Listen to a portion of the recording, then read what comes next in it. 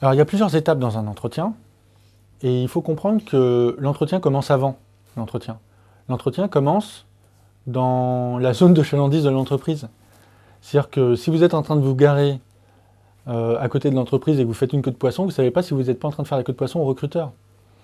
À l'envers, quand vous quittez l'entretien et que vous arrivez dans la rue, vous passez un coup de fil à votre ami pour dire ça s'est bien ou mal passé, vous ne savez pas si la personne qui est en train de rentrer, ce n'est pas un directeur commercial de cette entreprise-là.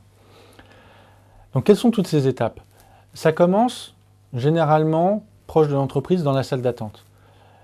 Il y a au début d'entretien une étape à la fois d'empathie et de projection. Ça veut dire quoi? C'est-à-dire à la fois vous prenez de l'information et à la fois vous en donnez.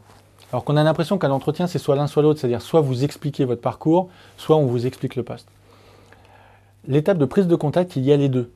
C'est-à-dire que vous allez vous parler, dire bonjour au recruteur, et lui va vous donner aussi de l'information. C'est important par exemple, quand vous allez à la salle d'entretien, de lui parler au recruteur. Vous verrez s'il est bien ou mal luné, s'il vous donne un petit peu d'informations sur le poste. Je ne sais pas, si vous postulez pour un poste de support client chez un opérateur télécom et que pour aller à la salle d'entretien, vous traversiez l'open space, vous pouvez poser la question, ah là, ce sont les équipes, et là, le recruteur va commencer à vous parler.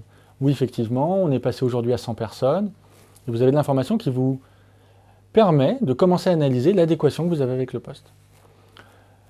Vous n'êtes pas obligé de démarrer l'entretien en attendant qu'on vous pose des questions.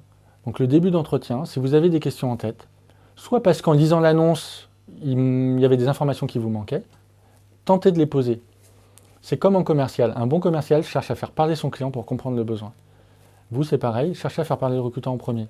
S'il vous dit démarrez l'entretien, démarrez-le. Et là, vous êtes en phase de projection, vous expliquez votre parcours. Mon conseil, vous ne savez pas ce que le recruteur cherche à valider et à savoir. Donc, vaut mieux, dans cette première étape, être très synthétique. Présentez-lui comme ça, si vous voulez. Vous pouvez lui dire, je vais vous présenter de façon synthétique mon expérience, et si vous avez des questions, on pourra rentrer dans le détail de chacune. Ça a un mérite fort, c'est vous ne passez pas du temps à expliquer des choses qui ne l'intéressent pas. Vous êtes synthétique et lui va vous poser les questions qui l'intéressent. Ne négligez pas la deuxième partie de l'entretien, qui est de vous recueillir maintenant les informations dont vous avez besoin pour savoir si c'est la bonne entreprise, le bon poste.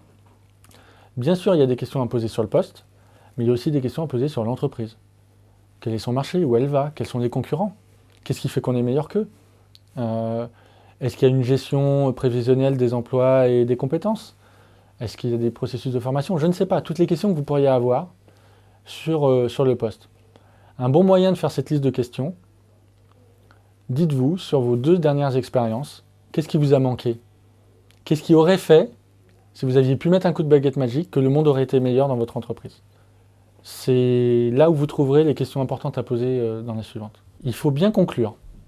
C'est-à-dire que quand l'entretien est terminé, il continue, comme je vous l'ai dit, le recruteur va vous raccompagner. Ça ne sert à rien d'essayer de se vendre à ce moment-là. En revanche, récupérer de l'information. Quelles sont les prochaines étapes? Partir avec le sourire, avec une bonne poignée de main. Ne pas oublier de dire au revoir à la standardiste qui vous avait accueilli quand vous êtes arrivé.